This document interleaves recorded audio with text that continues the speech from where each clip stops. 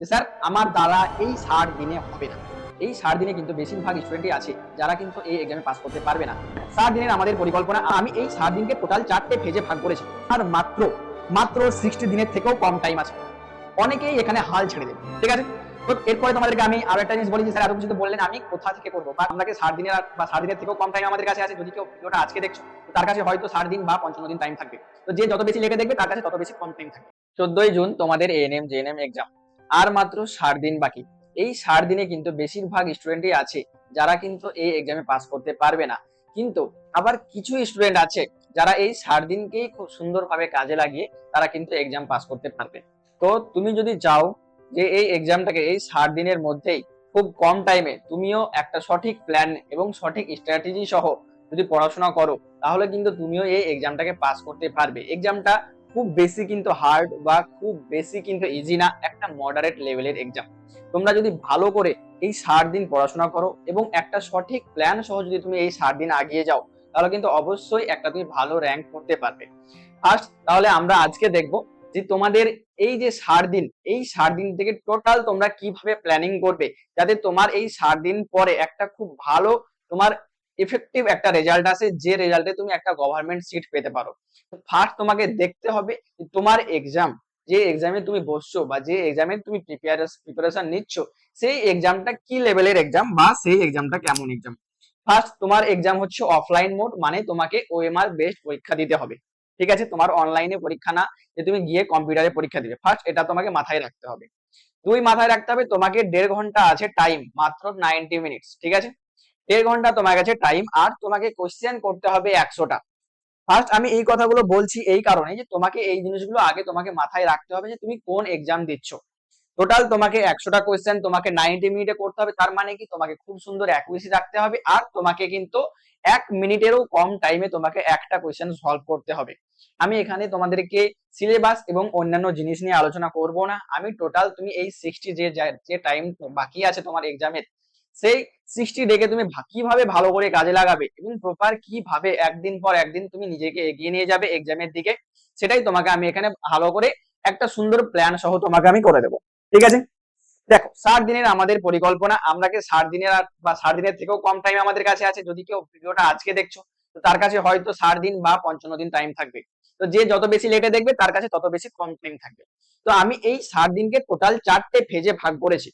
First phase হচ্ছে যে তোমাকে যদি তোমার সিলেবাসই শেষ না হয়, যদি তোমার টোটাল চ্যাপ্টার তোমার কাছে গ্যাদার হয়ে না থাকে, যে টোটাল চ্যাপ্টার কনসেপ্ট তোমার কাছে এখনো বিল্ড হয়নি, তাহলে ফার্স্ট তোমাকে 1 থেকে 20 দিনের মধ্যে, মিনিমাম 20 দিন, যদি কেউ আরো পরে দেখছো তো তার কাছে 15 দিন আসবে, 10 দিন আসবে, তো মিনিমাম তুমি 20 দিন টাইম দিয়ে বা 15 দিন টাইম দিয়ে তোমার যে চ্যাপ্টার বাকি আছে, বা তুমি যদি আজকেই ফার্স্ট প্রিপারেশন চালু করছো, তাহলে এই 20 দিনের টোটাল সিলেবাসটার তোমাকে সম্পর্কে ধারণা নিতে হবে।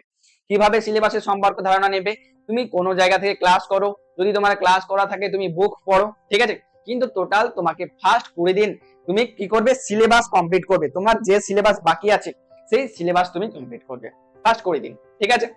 তারপরে নেক্সট ফেজে তুমি কি করবে? যদি তোমার সিলেবাস কমপ্লিট হয়ে যায়, মোটামুটি তোমার চ্যাপ্টার, দেখো একটা চ্যাপ্টার যদি তোমার মোটামুটি কমপ্লিট হয়ে যায়, তুমি রেডি বা পড়া তোমার কমপ্লিট হয়ে গেছে, তাহলে সেটা তোমাকে বুঝতে গেলে করতে হবে ওই চ্যাপ্টারের কোশ্চেন প্র্যাকটিস। তো তুমি চ্যাপ্টার ওয়াইজ কোশ্চেন প্র্যাকটিস করতে শুরু করো। ফার্স্টে তুমি চ্যাপ্টার কনসেপ্ট নিয়ে নিলে, তারপরে তুমি ওই চ্যাপ্টারের কোশ্চেন বা ওই চ্যাপ্টার থেকে ডিপিপি প্র্যাকটিস করতে শুরু করো। কারণ যদি তুমি কোশ্চেন বা ডিপিপি প্র্যাকটিস না করো, তাহলে তুমি বুঝতেই পারবে না যে ওই চ্যাপ্টারটা তুমি কতটা ভালো করে পড়লে বা ওই চ্যাপ্টারটা তোমার পড়া আদৌ হয়েছে কিনা। যদি তুমি কোশ্চেন প্র্যাকটিস না করো, তাহলে কিন্তু তোমার চ্যাপ্টার রিভিশনেও গিয়ে অনেক প্রবলেম হবে এবং চ্যাপ্টার থিঙ্কিং এ অনেক বেশি প্রবলেম হবে। তো অবশ্যই কিন্তু তোমাকে চ্যাপ্টার ওয়াইজ কোশ্চেন প্র্যাকটিস করতেই হবে। ঠিক আছে? নেক্সট ফেজ আমরা নিয়েছি যে লাস্ট তুমি 10 থেকে 15 দিন মিনিমাম তুমি রিভিশন করো। যেগুলো তুমি পড়লে সেই পুরো জিনিসগুলোকে তুমি রিভিশন করো। এই টাইমে নতুন কোনো আর টপিক পড়বে না, তুমি শুধুমাত্র প্রিভিয়াসে যে টপিকটা পড়েছো সেই টপিকগুলোকে তুমি প্রপার ভাবে রিভিশন করবে, ঠিক আছে? আর কি করবে? সেই 10 থেকে 20 দিন, লাস্ট 10 থেকে 20 দিন তুমি ফুল মক টেস্ট দেওয়া চালু করো। ফুল মক টেস্ট বলতে কি স্যার? যে টোটাল যতটা তোমার সিলেবাস আছে সেই সিলেবাসের তুমি ফুল মক টেস্ট দেবে, ঠিক আছে? সেই সিলেবাসে তুমি ফুল মক টেস্ট দেওয়া চালু করবে। আর লাস্টে যে 4 থেকে 5 দিন বাকি থাকছে, সেই 4 থেকে 5 দিন তোমার হচ্ছে ফাইনাল, যে তুমি এই যে 15 দিন 20 দিন করে পড়লে, তোমাকে আমি 3টা ফেজে বললাম, এই 3টা ফেজে তুমি যেগুলো টোটাল যেগুলো করলে, টোটাল যেগুলো পড়েছো, টোটাল যেগুলো ফুল করেছো, টোটাল যতগুলো টেস্ট দিয়েছো, শুধুমাত্র সেই জিনিসগুলোকে দেখবে, পাতা উল্টাবে আর দেখবে। তোমাদের এই 4টে যে ফেজ আমি বললাম, এই 4টে ফেজে যদি তুমি প্রিপারেশন করো, ফার্স্ট তোমার সিলেবাস তুমি কমপ্লিট করলে, সেকেন্ড যখন তুমি সিলেবাস কমপ্লিট করছো তার সঙ্গে সঙ্গে তুমি চ্যাপ্টার ওয়াইজ কোশ্চেন এবং ডিপিপি প্র্যাকটিস করছো। নেক্সট যতগুলো তুমি DPP practice chapter wise question করলে বা তুমি যে চ্যাপ্টারগুলো পড়েছো সেই চ্যাপ্টারগুলোকে প্রপার ভাবে রিভিশন করা এবং তার সঙ্গে তোমাকে ফুল মক টেস্ট দেওয়া। আর তারপরে লাস্ট তোমাকে 4 থেকে 5 দিন যে জিনিসগুলো পড়েছো সেটার ফাইনাল বা সেটারই টোটাল রিভিশন এবং সেই ভুলগুলো দেখে দিয়ে তোমাকে এক্সামে যাওয়া। ওকে, দেখো তুমি যদি সঠিক, যদি তোমাকে আমি বলি যে তুমি একটা চ্যাপ্টার তুমি কিভাবে কমপ্লিট করবে, ফুল একটা চ্যাপ্টারকে তুমি কমপ্লিট করবে কিভাবে, বা তুমি বলবে স্যার আমি 1 উইকের মধ্যে কিভাবে টার্গেট বানাবো বা 1 উইকের মধ্যে কিভাবে আমি নিজের প্রিপারেশন করব, টোটাল আমি তোমাকে 60 দিন বলে দিলাম। তাহলে তোমাকে আমি যদি চ্যাপ্টার ওয়াইজ বলি, তাহলে চ্যাপ্টার ওয়াইজ তুমি কিভাবে একটা চ্যাপ্টারকে কমপ্লিট মনে করবে, কারণ যতক্ষণ না তুমি একটা চ্যাপ্টার ভালো করে করবে, তুমি ততক্ষণ পর্যন্ত পুরোপুরি সিলেবাসকে ভালো করে করতে পারবে না। ফার্স্ট দেখো, ফার্স্ট তুমি যখন একটা চ্যাপ্টার পড়ছো তখন তুমি সেই চ্যাপ্টারের লাইভ লেকচার বা রিভিশন লেকচার অবশ্যই ভালো করে দেখো, লাইভ বা রেকর্ডিং যে কোনো একটা। তোমার যদি কনসেপ্ট ভালো বেড়ে থাকে তাহলে তুমি রেকর্ডেড দেখে নাও, যদি তোমার মনে হয় যে না স্যার আমার লেকচার দেখার দরকার নেই, তাহলে যদি তোমার কাছে নোট থাকে নোট, ঠিক আছে। তারপরে তুমি যে কোনো তোমাদের ক্লাসের 9 এবং 10 যে কোনো ক্লাসের টেক্সট বই পড়ো। আমি এটা অল ওভার সব সাবজেক্টের জন্য বলছি, বায়োলজি, ফিজিক্স, ম্যাথ, ঠিক আছে। তুমি সেই সাবজেক্টের টেক্সট বুক পড়ো। যদি তুমি টেক্সট বুক পড়ো তাহলে তোমার যে ক্লিয়ার বা ক্লাসের পর যে ধারণাগুলো কমপ্লিট ছিল না, সেই ধারণাগুলো কিন্তু তুমি ওই টেক্সট বুক থেকেই কিন্তু কমপ্লিট করতে পারবে, ঠিক আছে। নেক্সট তুমি ওই চ্যাপ্টারের কোশ্চেন প্র্যাকটিস করো। যেমন তোমাকে আমি বললাম যে তুমি একটা যখন চ্যাপ্টার পড়ছো, চ্যাপ্টার কমপ্লিট করার পর তুমি অবশ্যই ওই চ্যাপ্টারে কিন্তু কোশ্চেন প্র্যাকটিস করবে। যখন তোমার কোশ্চেন প্র্যাকটিস করা হয়ে গেল, তখন তুমি আবার রিভিশন করবে। আর এই রিভিশনের জন্য তোমাদেরকে আমি এখানে বলে রাখি যে আমাদের যে হ্যান্ডবুক আছে, তোমরা সবাই জানো, সবাই দেখেছো যে আমরা বলেছি যে আমাদের একটা হ্যান্ডবুক আমরা তৈরি করেছি, যেখানে টোটাল সব সাবজেক্ট মিলিয়ে হয়তো 200টা মতো পেজ হবে। সেই হ্যান্ডবুক থেকে তুমি রিভিশন করতে পারো, বা যদি তোমার কাছে রিভিশনের কোনো ম্যাটেরিয়াল থাকে সেই ম্যাটেরিয়াল কিন্তু রিভিশন করো। আমি হ্যান্ডবুক এখানে বলছি এই কারণেই যে যেহেতু তোমার কাছে কম টাইম আছে, আর রিভিশন করতে আমাদের হ্যান্ডবুক তোমার একটা সাবজেক্ট, পুরো একটা সাবজেক্ট হয়তো 2 থেকে 3 ঘন্টা টাইম লাগবে, ঠিক আছে। পুরো একটা সাবজেক্ট, আমি যদি তোমাকে বায়োলজি বলি, বায়োলজি হচ্ছে তোমাদের ম্যাক্সিমাম যদি হয় তাহলে 80 থেকে 70 90 পৃষ্ঠা, ফিজিক্যাল সায়েন্সে তোমার 70 পৃষ্ঠা, তো 70 পৃষ্ঠা তোমার ম্যাক্সিমাম 2 থেকে 3 ঘন্টা করে একটা সাবজেক্ট রিভিশন, ফুল সাবজেক্ট রিভিশন করতে টাইম লাগবে। তো তারপরে তুমি হ্যান্ডবুক পড়ো। আর যখন তোমার রিভিশন করা হয়ে গেল, তুমি অবশ্যই যে চ্যাপ্টার গুলো পড়লে, যে চ্যাপ্টার গুলো রিভিশন করলে, সেই চ্যাপ্টার গুলোকে টেস্ট দাও। আর এই টেস্টের জন্য তোমাদের বলে রাখি যে আমাদের টোটাল কিন্তু আমরা টেস্ট সিরিজ কিন্তু একটা বার করে রেখেছি, তোমরা অনেকেই জানো।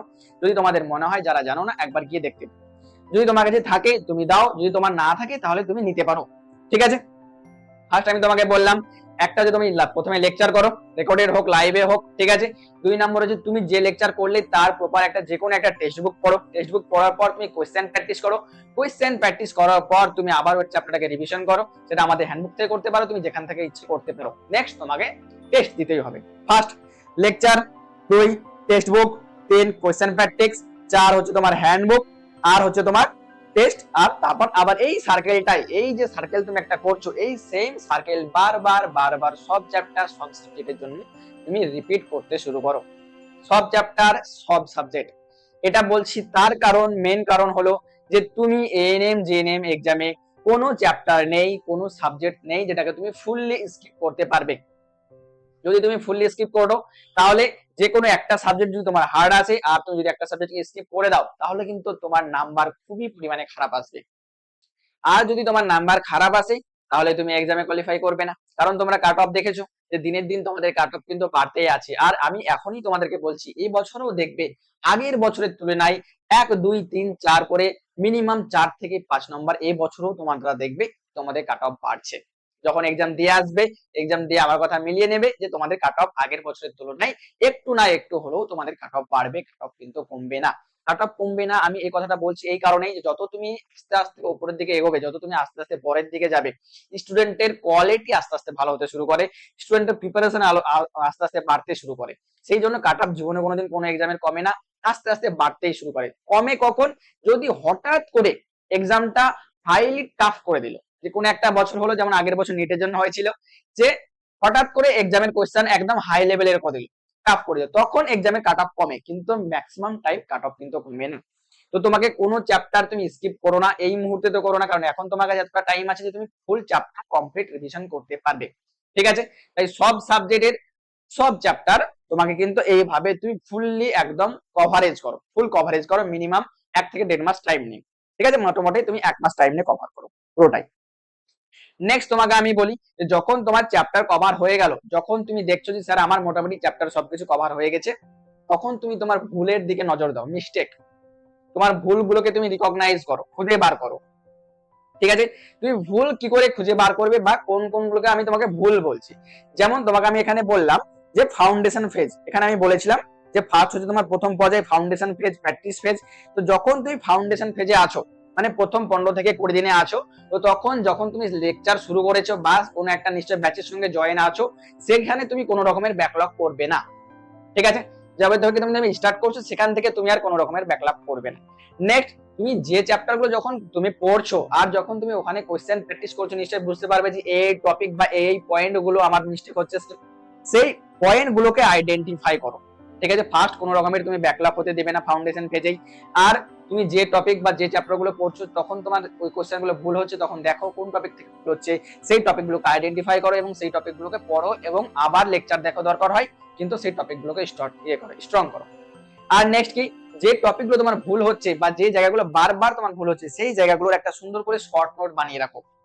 ঠিক আছে, সেই জায়গার একটা সুন্দর করে শর্ট নোট বানিয়ে রাখো। এই শর্ট নোটটা তোমার কাজে দিবে, এই যে ফাইনাল ব্লাস্ট টাইম আছে, এই ফাইনাল ব্লাস্ট টাইমে তোমার এই শর্ট নোট কাজে দেবে, প্রপার ভাবে তোমার এই ফাইনাল ব্লাস্ট কাজে দেবে।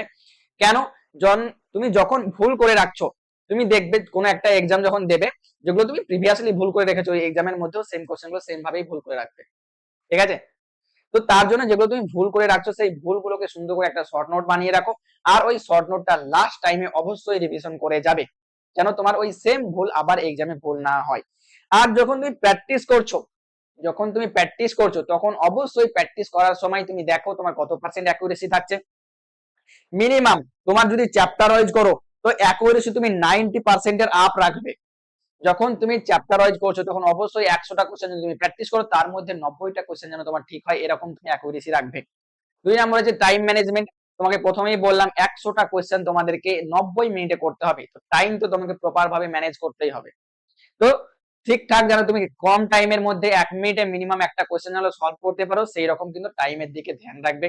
2 নম্বর হচ্ছে ক্যালকুলেশন। যেহেতু তোমাদের ম্যাথ আছে, ফিজিক্যাল সায়েন্সের ম্যাথ আছে আর লজিক্যাল রিজনিং আছে, তো ক্যালকুলেশন অবশ্যই মাথায় রাখবে, ক্যালকুলেশন গুলোকে তাড়াহুড়ো করে ভুল করবে না। এই জিনিসগুলো যখন প্র্যাকটিস করছো, তখন এই জিনিসগুলো আস্তে আস্তে নিজের দিকে নজর দিতে শুরু করবে। আর প্র্যাকটিস করার সঙ্গে যখনই তুমি এই জিনিসগুলোকে প্র্যাকটিস করার সময় যখন তুমি এই জিনিসগুলোকে আস্তে আস্তে নজরে নিয়ে আসবে, তখনই তুমি দেখতে পাবে আস্তে আস্তে তোমার অ্যাকুরেসি বাড়ছে।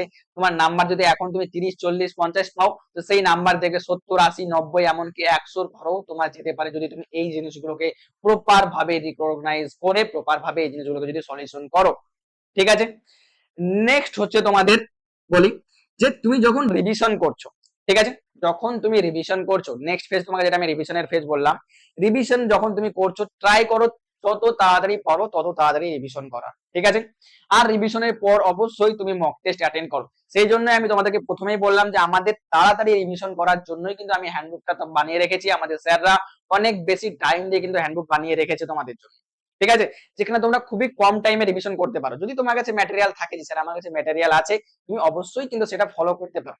ওকে, তো যখন তুমি রিভিশন করছো, রিভিশনে অবশ্যই মনে রাখো যে তুমি একটু তাড়াতাড়ি রিভিশন করো, যেহেতু তোমার একবার পড়া হয়ে গেছে। যাই যেগুলো তোমার ভুল ছিল সেই ভুলগুলোকে দেখো, কোনো ডায়াগ্রাম থাকলে ডায়াগ্রামটাকে রিভিশন করো। অন্তত রিভিশন করার টাইম প্রতিটা টপিক ওয়াইজ তুমি যতগুলো টপিক আছে সেই টপিক গুলো মনে রাখো এবং সেই টপিক থেকে কোশ্চেন প্র্যাকটিস শুরু করো। আর যখন তুমি ফুল মক টেস্ট দিচ্ছ, যখন যে পেজে তোমার ফুল মক টেস্ট আছে, আমি তোমাকে লাস্ট 15 থেকে 20 দিনের কথা বললাম, মিনিমাম তুমি 2 দিনে একটা টেস্ট দাও, মানে অল্টারনেটিভ ডেতে একটা একটা করে ফুল টেস্ট দাও। যতক্ষণ না তুমি ফুল টেস্ট দেবে, তোমার এক্সামের প্রতি ভয় কাটবে না, তোমার এক্সামের প্রতি কনফিডেন্সই আসবে না যদি তুমি মক টেস্ট না দাও, বিশেষ করে ফুল মক টেস্ট।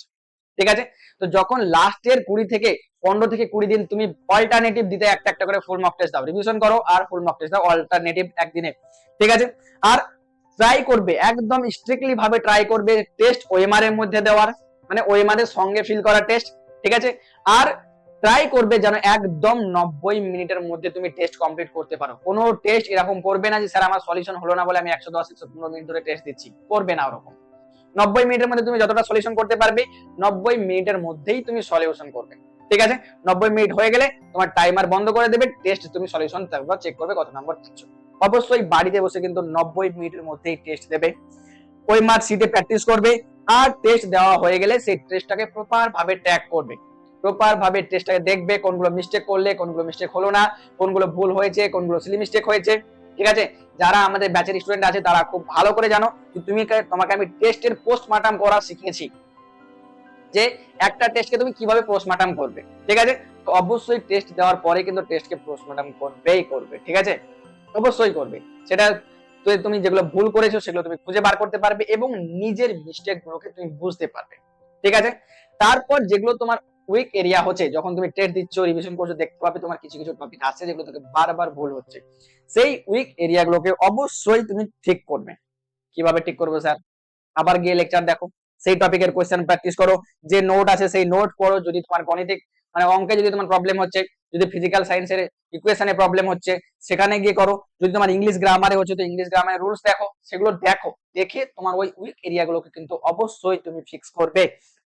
যতক্ষণ না তোমার স্পিড এন্ড অ্যাকুরেসি দুটোই যতক্ষণ না তোমার ম্যাচ হচ্ছে, যতক্ষণ না তোমার স্পিড আর অ্যাকুরেসি দুটোই যতক্ষণ না তোমার ম্যাচ হচ্ছে, তোমার কিন্তু এই এক্সামে কোয়ালিফাই করতে পারবে না। কারণ এনএম জিএনএম এক্সাম দুটোই চাই, এক স্পিড চাই কারণ 100টা কোশ্চেন 90 মিনিটে তোমাকে করতে হবে, দুই তোমাকে অ্যাকুরেসিও চাই যেহেতু কাট অফ তোমাদের হাই, ঠিক আছে, যেহেতু কাট তোমাদের হাই। ফার্স্ট তোমাদেরকে আমি একটা জিনিসই বলবো, যেহেতু আর মাত্র মাত্র 60 দিনের থেকেও কম টাইম আছে, অনেকেই এখানে হাল ছেড়ে দেবে যে স্যার আমার দ্বারা এই 60 দিনে হবে না, ঠিক আছে, আমার দ্বারা স্যার এই 60 দিনে আর হবে না। তো তোমাদেরকে আমি একটা কথাই বলবো, যদি তুমি ট্রাই করো যে স্যার আমি মন থেকে ট্রাই করছি, তাহলে তোমার দুটো জিনিস পসিবল হতে পারে।